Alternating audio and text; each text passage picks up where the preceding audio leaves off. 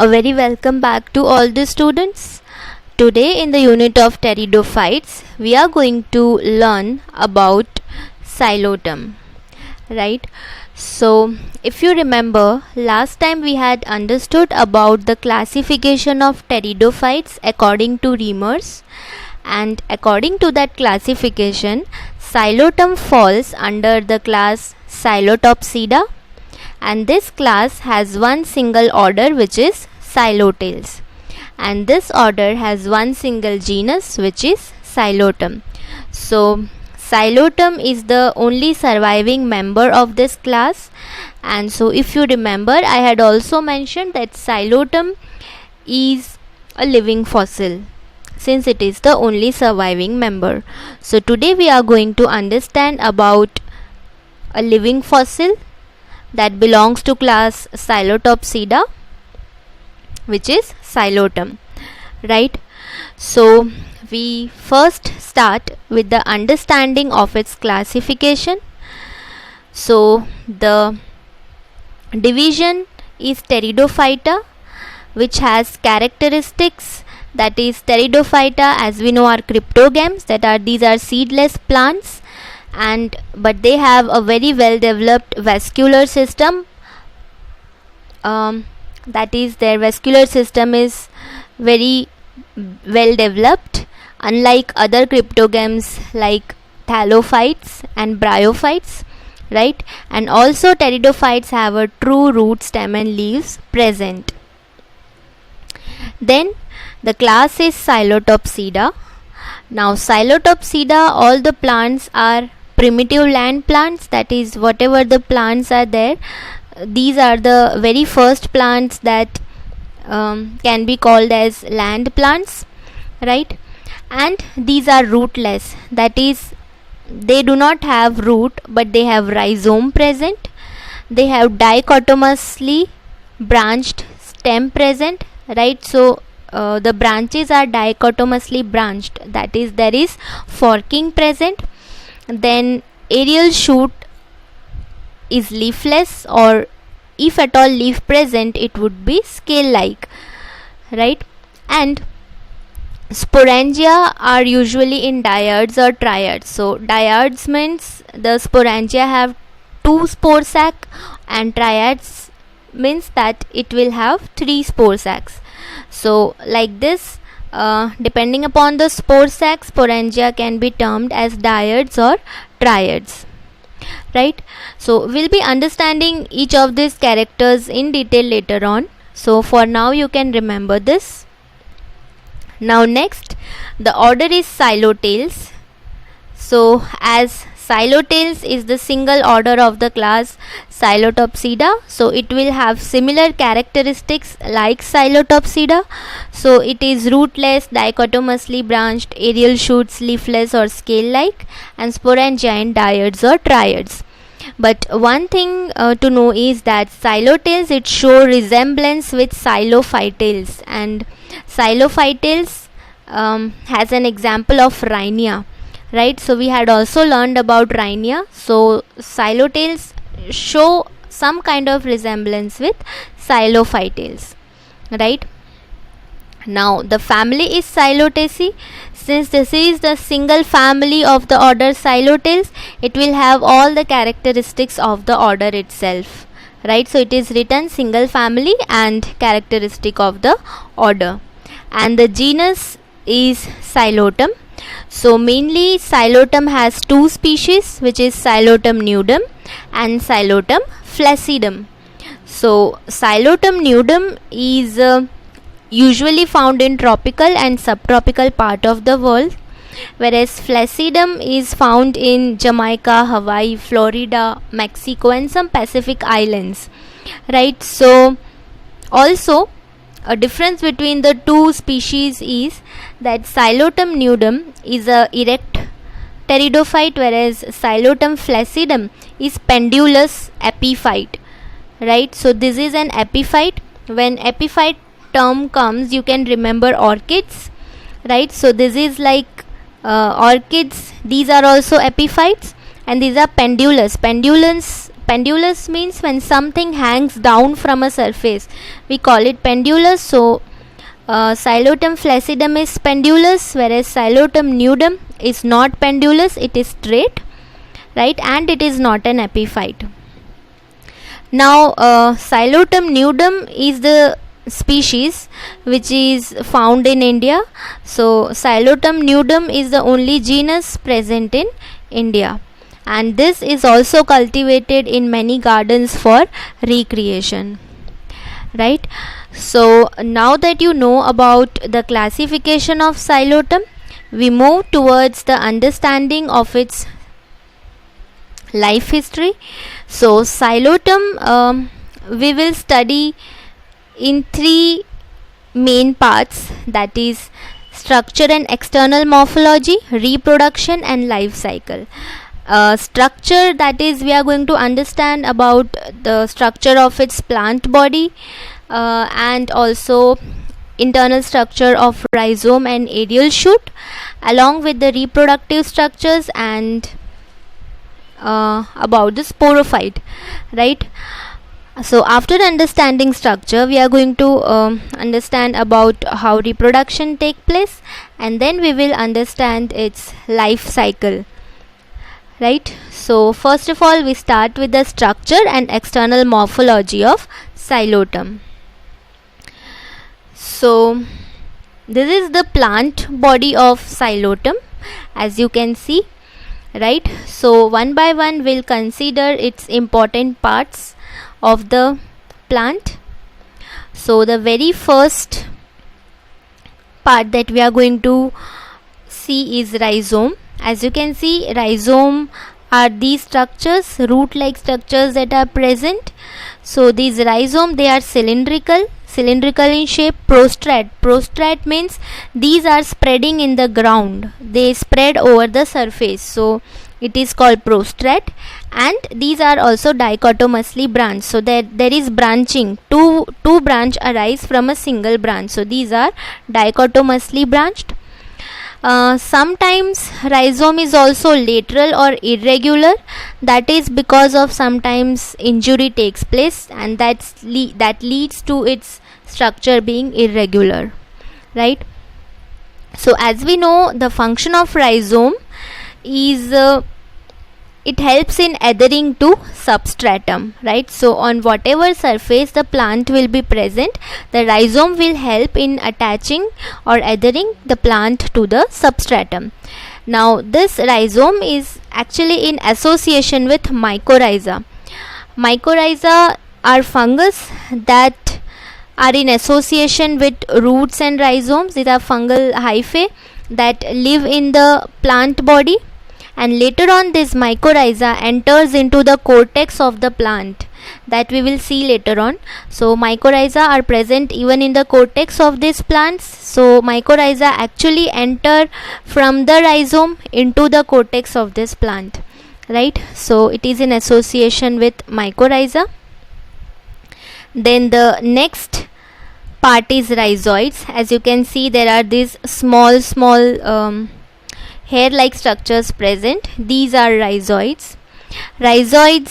Since true root is absent, so rhizoids are the major absorbing surface, so the work of absorption is mainly done by rhizoids.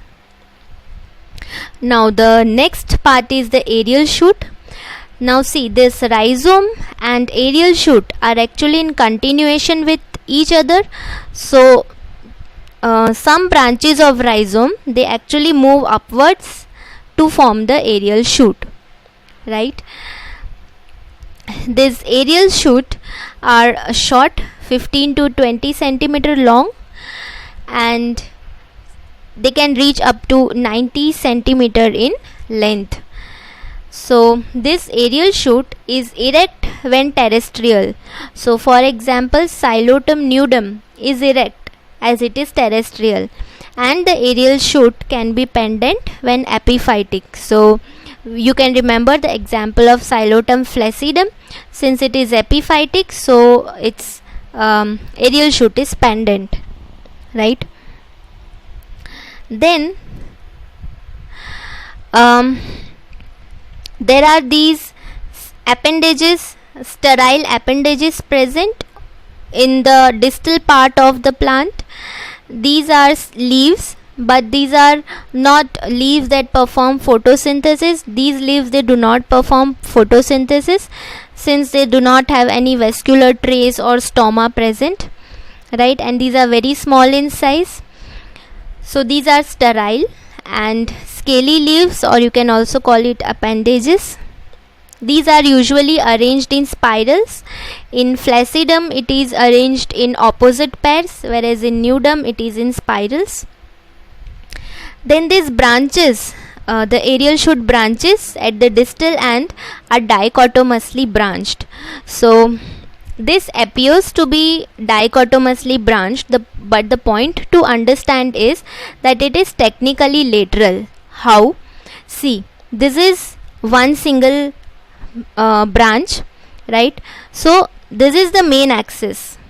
From the main axis, a new branch arises from the axil of the leaf.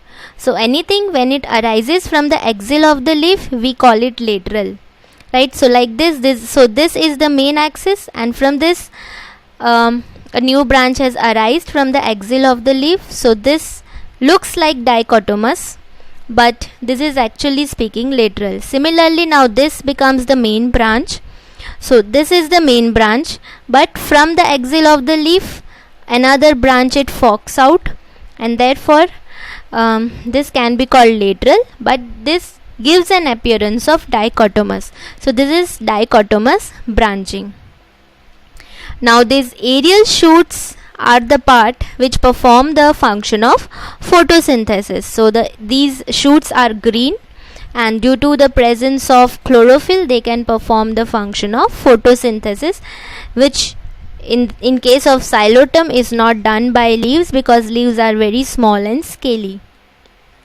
Now this is the upper distal end. So this part is called the distal end, whereas this part is called the basal end, right? So this distal end has like pointed end of branches, whereas the basal has cylindrical origin, right? So, and also the plant body is sporophytic, that is there are sporangiums present over the plant body. As you can see, these yellow structures are the sporangium, which we'll be studying later on. So for now you need to remember that the plant body is sporophytic, right? So this is about the structure and external morphology of the plant body of Xylotum. Now we will first understand the internal structure of rhizome. So to understand about rhizome, we need to look at the transverse section through the rhizome.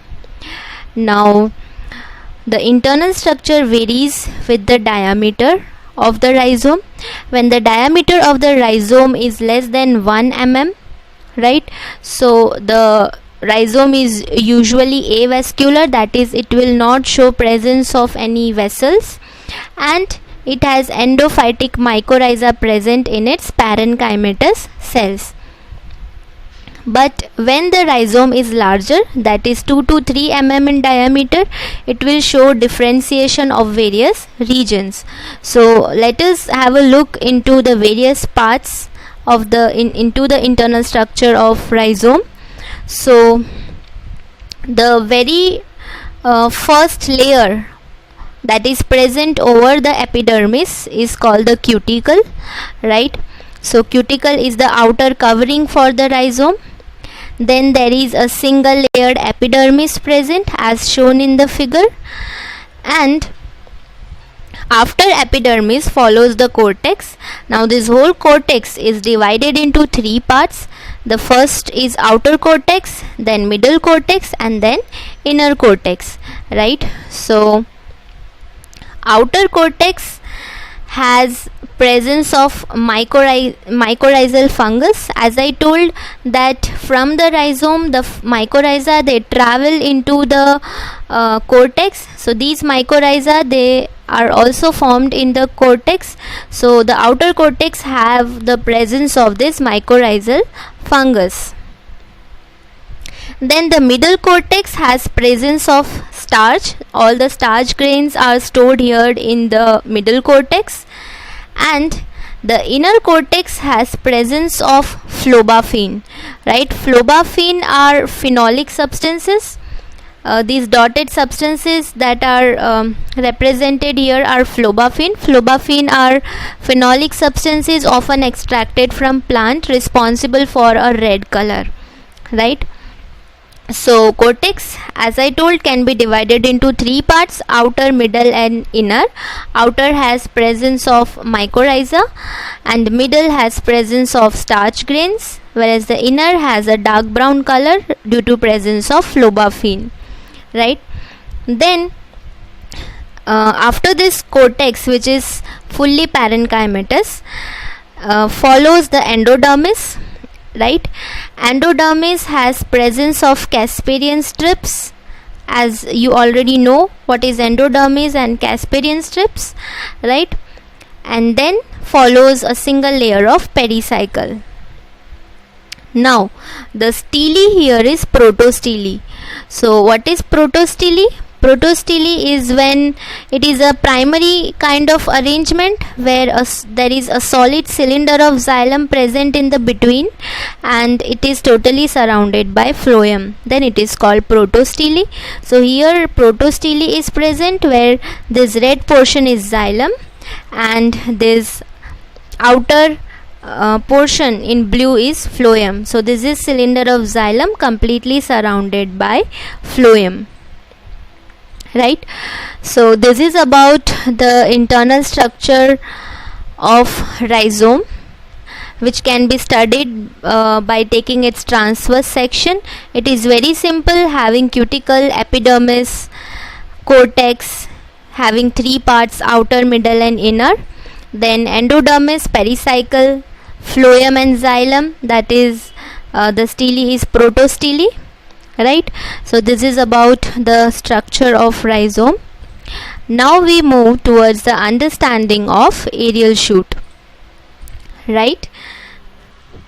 So the aerial shoot, as you see in the figure, is having some important parts.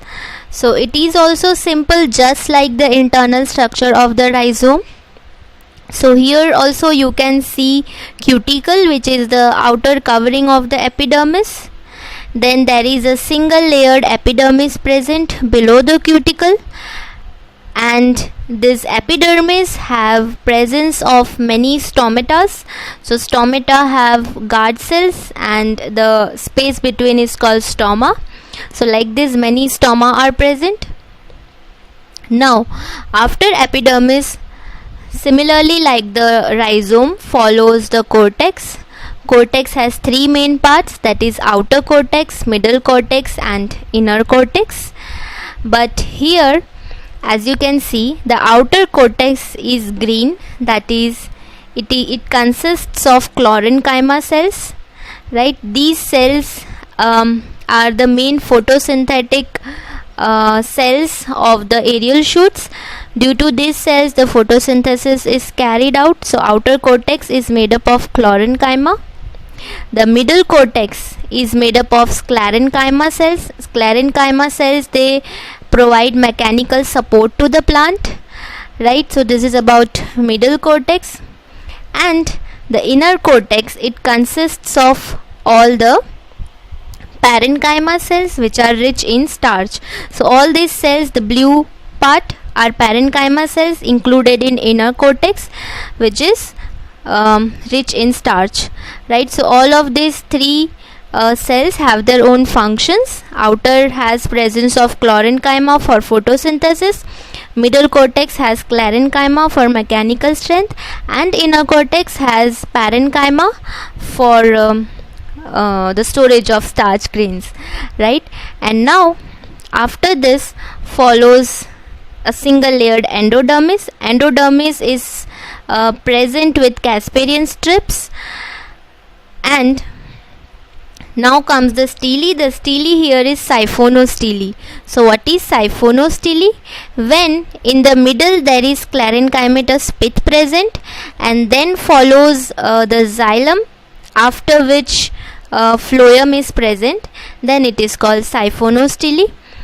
So this central part, yellow part, is the pith, which is sclerenchymatous.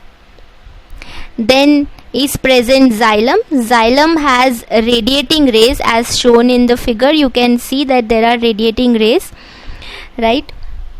So these radiating rays in older branch, it is more in numbers, for example 10 to 12, whereas in younger branch it is only 2 to 3 present, right? So there are many radiating rays present in xylem.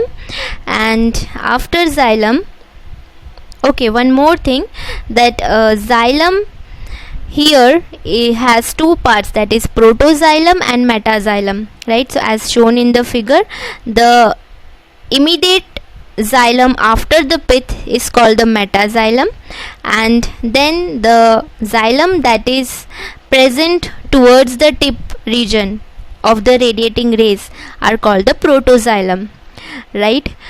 And then follows the phloem.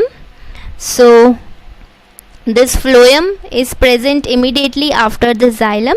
So a stele where there is pith in the between with sclerenchymatous cells, followed by radiating xylem, and then the phloem surrounding the xylem is called siphonostele. So phloem here completely surrounds the xylem.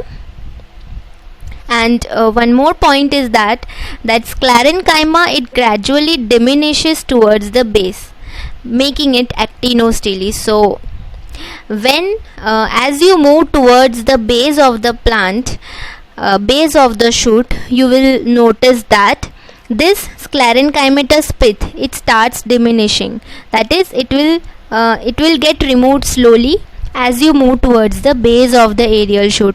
So as this gets removed, what remains? Xylem and phloem itself. But this kind of stele is called actinostele. So what is actinostele? When there is xylem present in radiating form.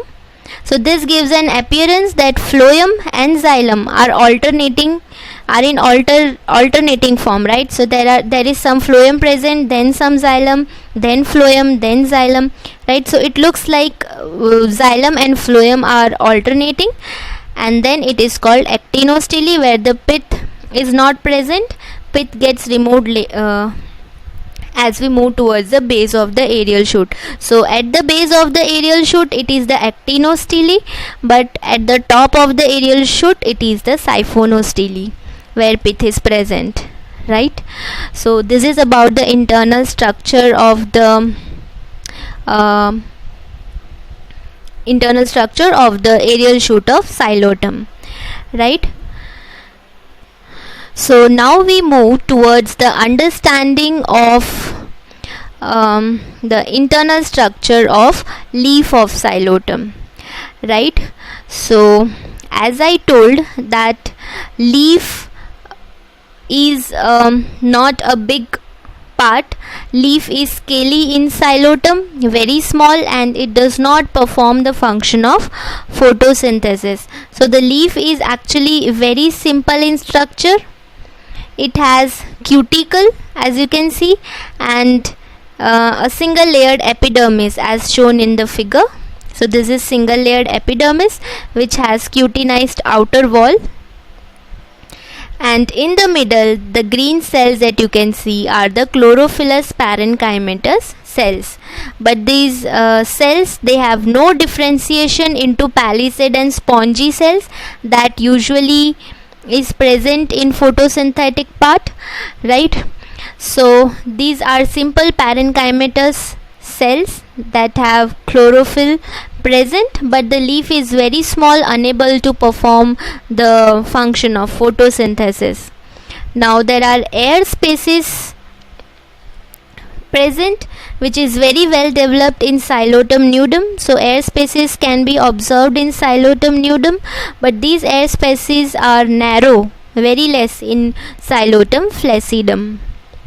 and also there are no veins, so you cannot find any vein in the leaf, and also there are no vascular traces, so there is no presence of any kind of stele, right? So since both of these are absent, not present, right, so the leaf does not perform the function of photosynthesis, right? It has nothing to do with photosynthesis, and photosynthesis in Xylotum is actually performed by the aerial shoot itself, right?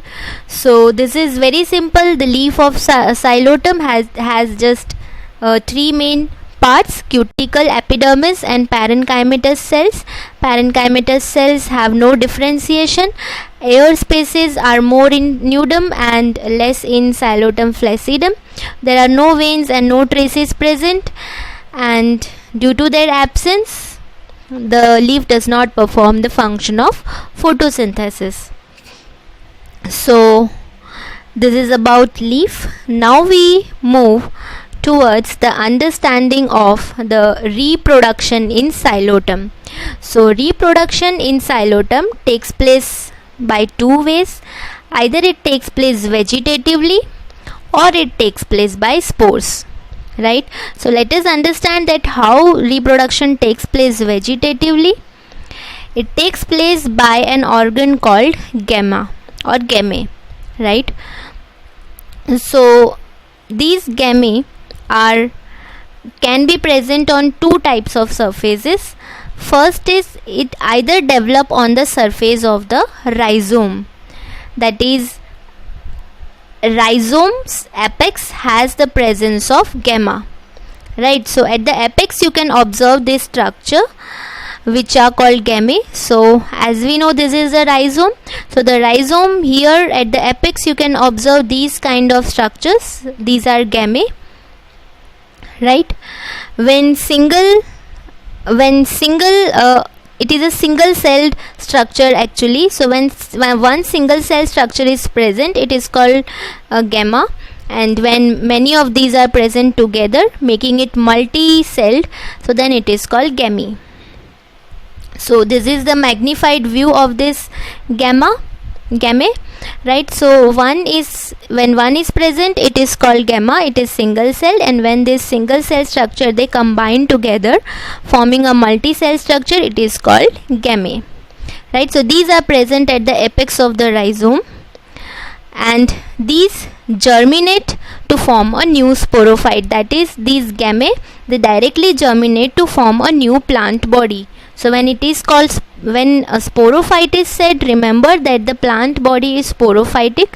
So plant body is the sporophyte itself. So it will germinate to form a new plant.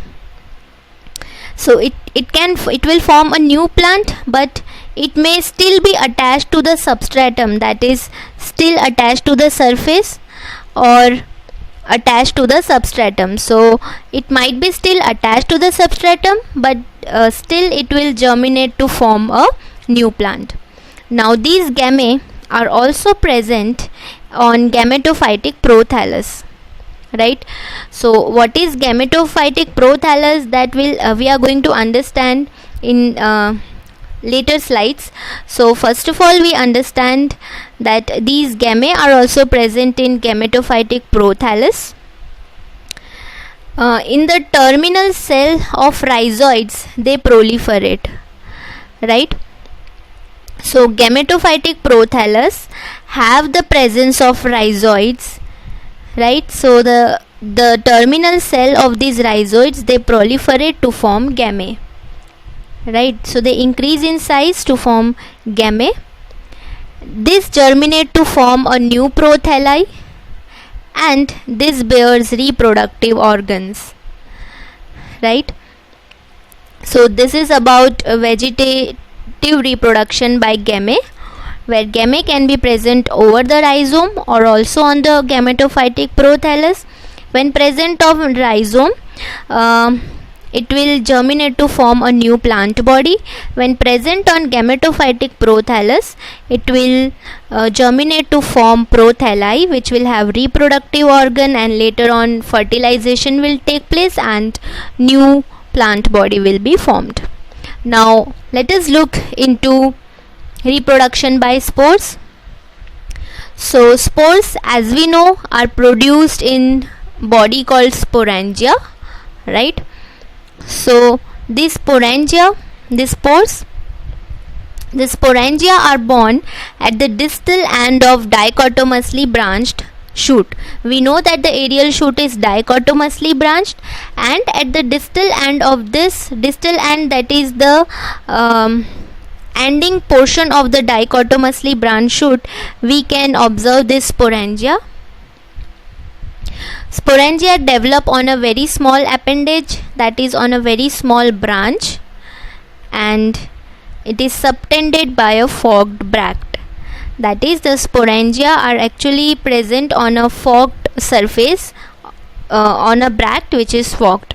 So as you can see, this yellow structure is the sporangia. These were present on the aerial shoots, right? So this is the magnified view, where this is the aerial shoot, the green portion, and this is the sporangia.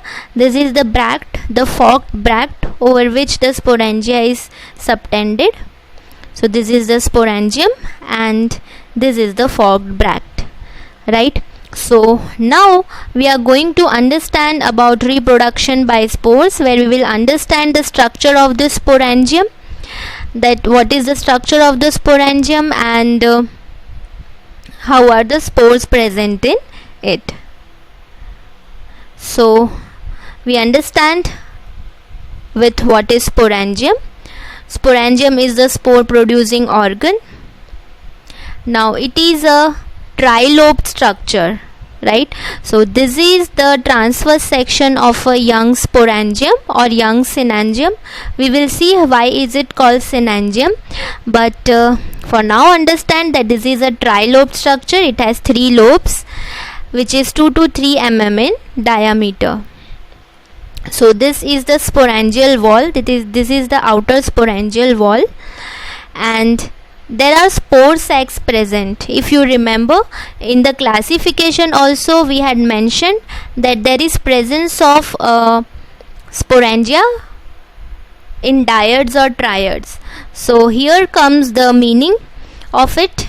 This is a triad, that is 3 spore sacs are present. Spore sacs are part that contain many numerous spores in it. So here in our case there are 3 spore sacs, and hence it can be called as triads, right?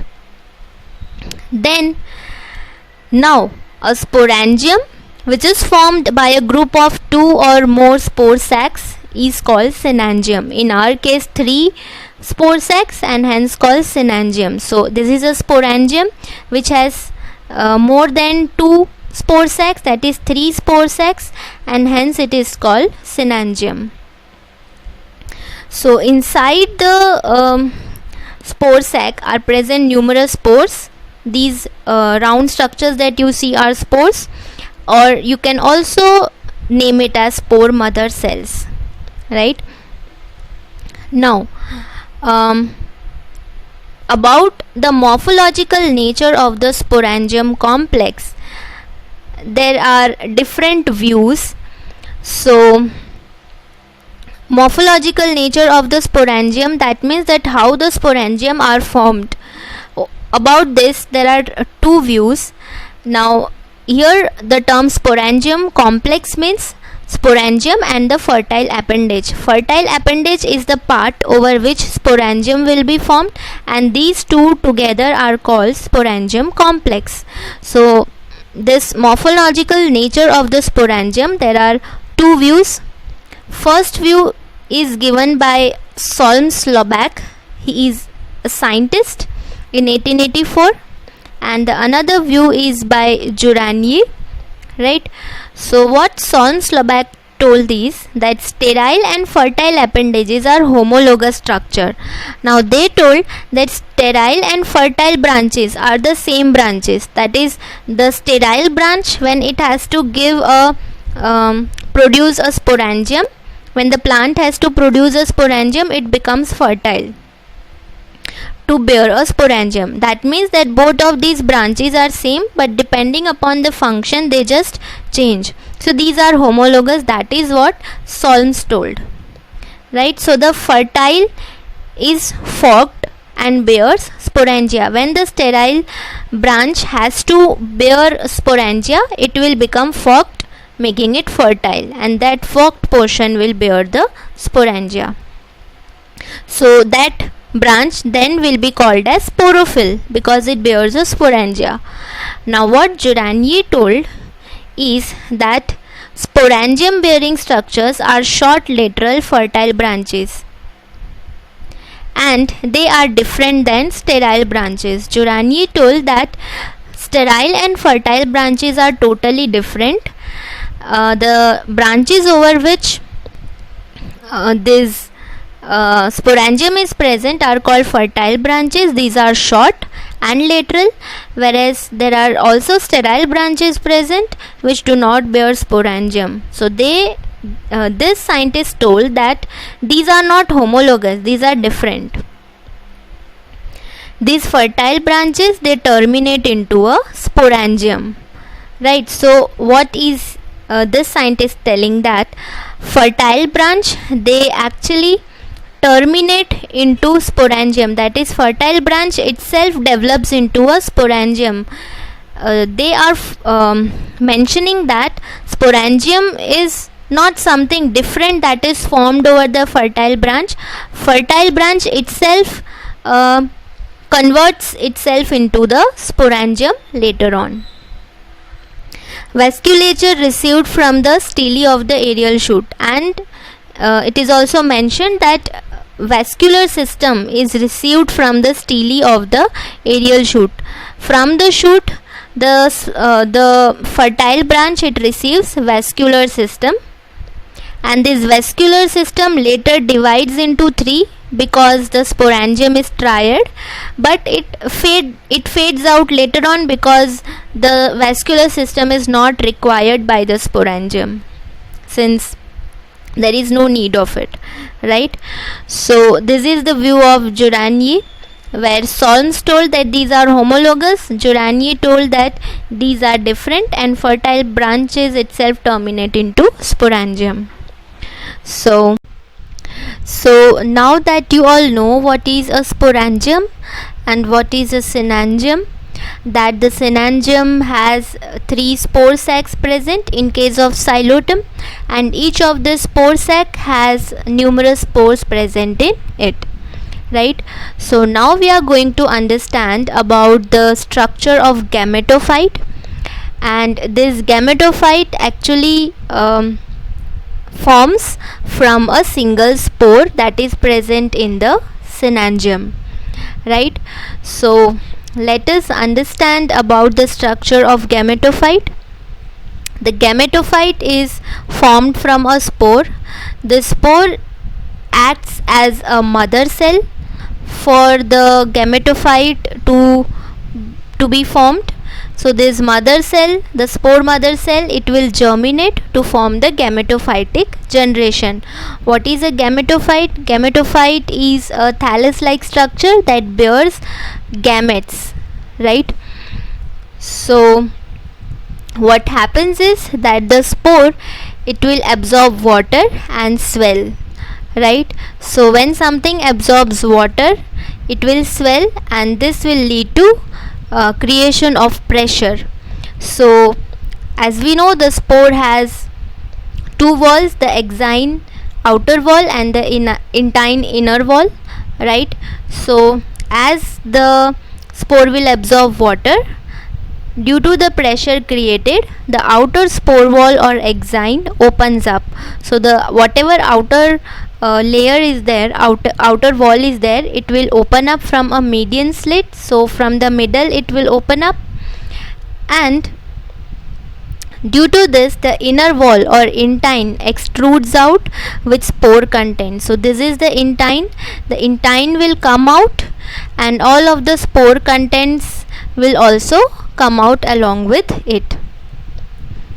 Now a transverse wall cuts out this pouch. So this as the inner wall has extruded out, a transverse wall will be laid Due to the formation of this transverse wall, now this cell will be called a different cell, which will be named as outer cell, right? So now this will be called as outer cell, right? So why outer cell? Because now like it has moved out of the wall of the spore, that is, it has moved out of the exine wall, and therefore now it will be called as outer cell. So this outer cell is a large spherical cell, and this divides by two intersecting oblique divisions. So as you can see in the figure, two oblique divisions are laid. One is this and the second is this, and both of these are intersecting each other, right? So this is two intersecting oblique divisions will be formed, and this will lead to the formation of apical cell. So in all, three cells will be formed, of which the cell which is present at the apex is called the apical cell, and this apical cell is responsible for the formation of prothallus or the gametophyte. So this apical cell will form the prothallus. So this is the gametophytic prothallus, right? And this is formed from this single apical cell. So this apical cell, it will undergo many mitotic divisions, and it will have this kind of gametophytic prothallus. So why is it called gametophytic? Because it has gametes present over it. And why it is called prothallus is because it is a small thallus like structure that is attached to a surface by the rhizoids, right? So this is called gametophytic prothallus, and now we are going to understand in detail about this gametophytic prothallus. So a mature gametophytic prothallus looks like this. This is the surface view of the prothallus, and this is the transverse section of the prothallus. Both of these are same, but only it's a difference in sectional view. Now this mature gametophytic prothallus is simple, and it is a parenchymatous structure. So you can see that overall, all over the surface there is parenchyma cells present. So it is a parenchymatous structure. It is 0.5 to 2.5 mm in diameter and 20 mm in length, right? It is a subterranean body, that is a body that is attached to a surface with the help of rhizoids. So it is a subterranean body, and it is usually dichotomously lobed. So as you can see, there is dichotomous branching present, right? Sometimes this branching may be irregular because of injury, otherwise this branching is dichotomous. Now if we look into the structure of gametophytic prothallus, we can see these thin structures that are present. These are the rhizoids. Rhizoids, they help in adhering to the surface, and also it apart from adhering, it also takes mycorrhiza in. It takes nutrition from the whatever fungal consortium is there, right? So these are rhizoids.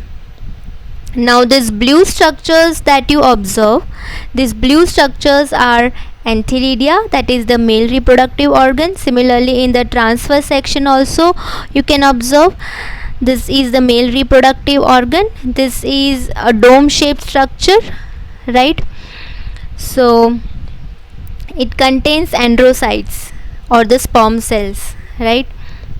Then there are also present archegonia. Archegonia are flask shaped structure, as you can see in the transverse section also, right? So archegonia is a female reproductive organ, and it consists of the egg cell, right? So both of these reproductive organ are present over the gametophytic prothallus. right? So this has female gametes and this has male gametes, and because of this is known as gametophyte, right? Now there is also endophytic mycorrhiza present. Mycorrhiza are fungal hyphae. This can enter even from these rhizoids, and if you remember, we had mentioned that in the plant body, through the rhizome, the mycorrhiza enter into the cortex also, right? So the gametophytic prothallus has these all orange structures are the endophytic mycorrhiza. So gametophyte has the presence of endophytic mycorrhiza, and endophytic mycorrhiza provides nutrition to the gametophyte, or in other words we can say that gametophyte takes nutrition from the mycorrhiza. So therefore the gametophyte is saprophytic, that is when an organism is dependent upon another organism for nutrition, then it will be termed as saprophytic. So the gametophyte here is saprophytic. Now when the prothalli is smaller, then it will not have stele, but when the prothalli is larger or mature, then it may have stele, right? So this stele will either have xylem and phloem present, or there may be no xylem and phloem and only undifferentiated mass of cells present. So as you can see, this is this yellow structure is stele. So there is no differentiation, but sometimes there might be differentiation present, that is xylem and phloem may be present, right? And also sometimes the stele can be broken at many places, right? So this is about the mature gametophytic prothallus, which is formed from the spore that was present in synangium or the sporangium, right? So now that you know what is a mature gametophytic prothallus, now we are going to understand about these two reproductive organs that are present on the prothallus. This is archegonia and antheridia, right? So these are called the reproductive organs or also the sex organs. So there are two reproductive organs present. This is the antheridia or the male reproductive organ, and archegonia or the female reproductive organ. Now this antheridium is a small spherical structure, right, and it is usually projecting from the prothallus. So this is the antheridium. This is the magnified view of what we saw in the previous figure, which had this kind of protruding structures coming out from the prothallus. So this antheridium is projected from the prothallus, that is, it is slightly outside from the prothallus, and it is a dome shaped structure. So it is a hemispherical dome like structure.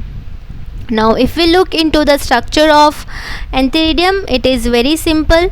It is made up of jacket layer. This outer layer is jacket, which has maybe 10 to 12 sterile cells present. These cells are sterile, right, and the inside part is consisting of androcytes, right? So this is the magnified view of androcytes. These all are androcytes, and these androcytes, when have flagella over it, then it would be termed as antherozoids, right? So they have multiflagellate antherozoids.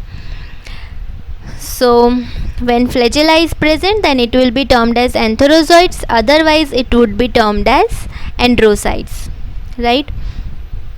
So now let us understand about archegonium. Now this archegonium is completely embedded in the prothallus, right? So this structure is completely embedded in the prothallus, unlike antheridium, which was protruding from the prothallus, right? So only the neck region, some part of neck is projecting out, and the rest of the archegonium is embedded inside. Now this is the structure of archegonium. As you can see, it is also a very simple structure. This outer cells that you can see is the neck canal cells. This is the neck region, right? So the cells that are present are called neck canal cells. Inside there are nuclei. These are called neck canal nuclei. So these are 2 in number. Then there is this venter canal cell present along with the egg cell. So egg cell is the important part which is going to get combined with the antherozoids for the process of fertilization, right? So this is about the sex organs or the reproductive organs.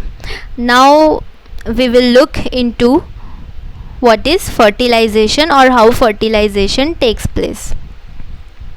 So what happens is that a mature archegonium, when fully mature, we know that it will have venter canal cell, neck canal nuclei and egg cell.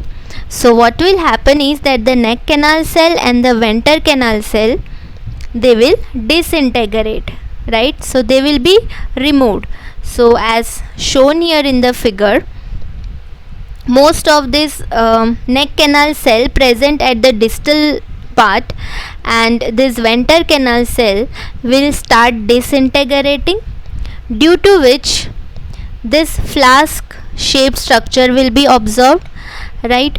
So as these cells are removed, right, so you can observe only this part, the lower part. So it looks like a flask shaped structure where venter canal cell is also not present and the neck canal cells, most of them have disintegrated. Now this happens because from the antheridia, the antherozoids have to enter into the archegonia, right? So this is for allowing of the entry of antherozoids. So the antherozoids, they will land over the surface of the archegonia, and from this flask shaped opening, this narrow opening, the antherozoids will get inside and it will fertilize with the egg cell. Now when fertilization will take place, this will form a diploid zygote. Since the antherozoids and the egg cell both are haploid, these will combine to form a diploid zygote.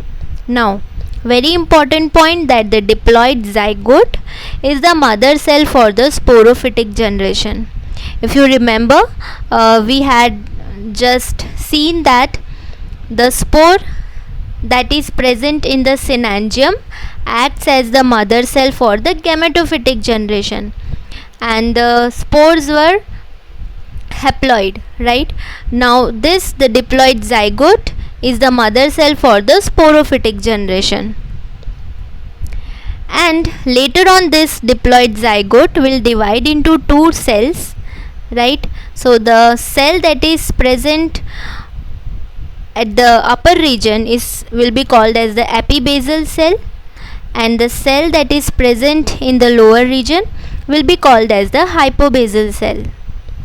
So epibasal cell, as it is present on the upper side, will give rise to shoot segment, and hypobasal cell, as it is present in the lower side, will give rise to foot segment, right? So this is about the process of fertilization, right?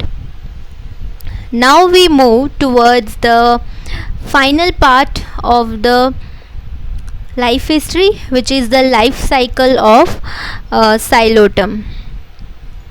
So as we know that the plant body of xylotum is a sporophyte, that is sporangias are present on its plant body, right? These are the sporangia, and hence the plant body is 2n, right? It is diploid.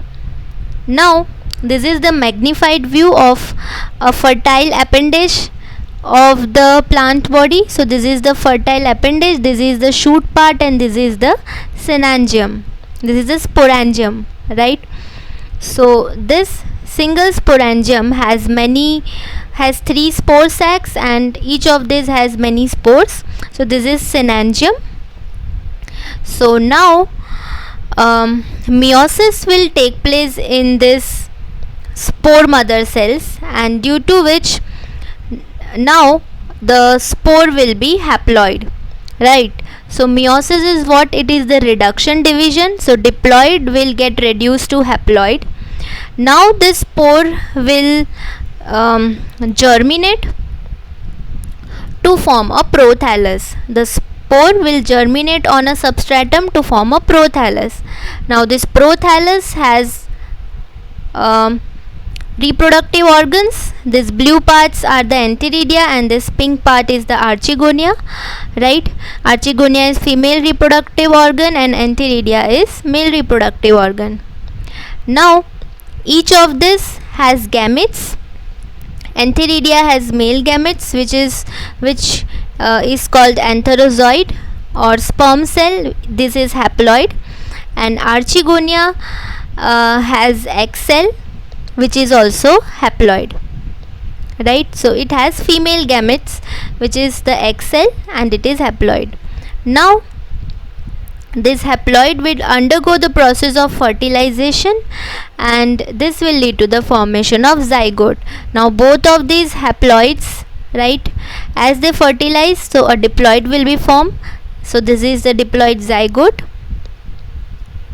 and this diploid zygote, as we had just seen, that will get divided into two cells, the epibasal cell, the upper cell, and the hypobasal cell, the lower cell. Epibasal cell will give rise to the shoot region and the hypobasal cell will give rise to the foot region. So this will give rise to a sporophytic plant again, which is diploid. So what we need to understand is that this much part is the gametophytic generation or gametophytic part of the life cycle of Xylotum, where gametophyte is always haploid, and this part from the zygote to the synangium is the diploid part, which is the sporophytic generation, right? So this can also be, the sporophytic generation can also be called as diplophase, and the gametophytic generation can also be called as haplophase, right? So both of these generations, they keep on alternating with each other, and therefore this is also called as alternation of generation, right? So this is about the life cycle of Xylotum. Okay, so I think this must be clear with you, and if you have any doubt you can just ask me, right? So this is it about life history of Xylotum, right? So we come to the end of our lecture. Thank you.